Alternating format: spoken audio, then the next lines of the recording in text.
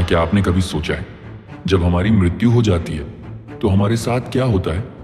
क्या सब कुछ यहीं समाप्त हो जाता है, या फिर एक ऐसी यात्रा शुरू होती है जिसके बारे में मनुष्य ने सदियों से प्रश्न किए हैं?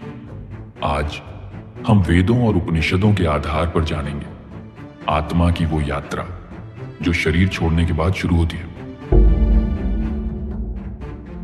वेद बताते हैं कि मृत्यु कोई अंत नहीं, बल्कि शरीर का अंत है। आत्मा उस क्षण शरीर को उसी तरह छोड़ देती है जैसे एक इंसान पुराना कपड़ा उतारता है। गीता में श्री कृष्ण कहते हैं, आत्मा न जन्म लेती है न मरती है। मृत्यु के अंतिम क्षण में व्यक्ति के सामने उसके पूरे जीवन का चलचित्र चलता है। उसकी चेतना यह तय करती है कि आगे की यात्रा कैसी होगी। उपनिषद बताते हैं कि मृत्यु के बाद आत्मा 3 मुख्य मार्गों में से एक को प्राप्त करती है।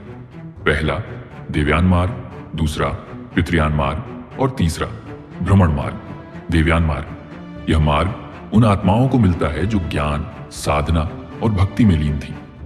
ये आत्माएं सूर्य के पथ से ऊपर की ओर जाती है और मोक्ष पाती है। पितृयान मार्ग, यह मार्ग उन लोगों के लिए है जिन्होंने कर्म किए हैं पर मोक्ष की तलाश नहीं की। यह आत्मा चंद्रलोक में जाती है, वहां सुख भोगती है और फिर पुनः धरती पर जन्म लेती है।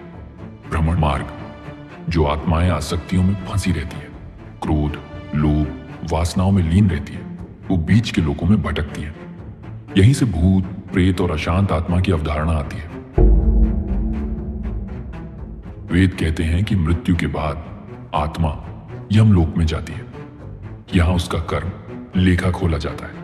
हर कर्म, हर विचार दर्ज होता है, चाहे वह छुपा हुआ हो या अनजान में किया गया हो।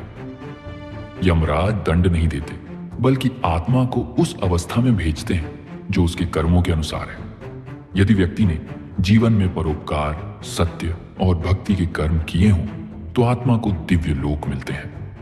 वही यदि पाप कर्म किए हों तो आत्मा निचले लोकों में जाती है और वहां वह अपने कर्मों का फल भोगती है। जब आत्मा अपने कर्मों के फल भोग लेती है तब वह एक नए शरीर की खोज करती है। यह प्रक्रिया ऑटोमेटिक है। जैसे चुंबक लोहे को खींचता है, वैसे ही कर्म आत्मा को खींच लेते हैं। जिस माता पिता, जिस देश, जिस परिस्थिति में उसे जन्म लेना है। गीता कहती है, अंत में जो विचार होगा वही आगे के जन्म का आधार बनेगा। अतः मृत्यु के अंतिम विचार अत्यंत महत्वपूर्ण है। वेद बताते हैं कि मोक्ष केवल तभी मिलता है जब आत्मा यह समझ लेती है कि वह शरीर नहीं, बल्कि शाश्वत परमात्मा का अंश है। जब कोई व्यक्ति आसक्ति, अहंकार और कर्म बंधनों से मुक्त होकर पूरी श्रद्धा से परम सत्य को पहचानता है, तभी जन्म मृत्यु का चक्र समाप्त होता है।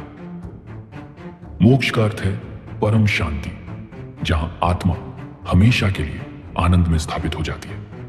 मृत्यु का भय केवल अज्ञान का परिणाम है। जो अपने वास्तविक स्वरूप को जान लेता है, उसके लिए मृत्यु सिर्फ एक द्वार है, एक नई शुरुआत का।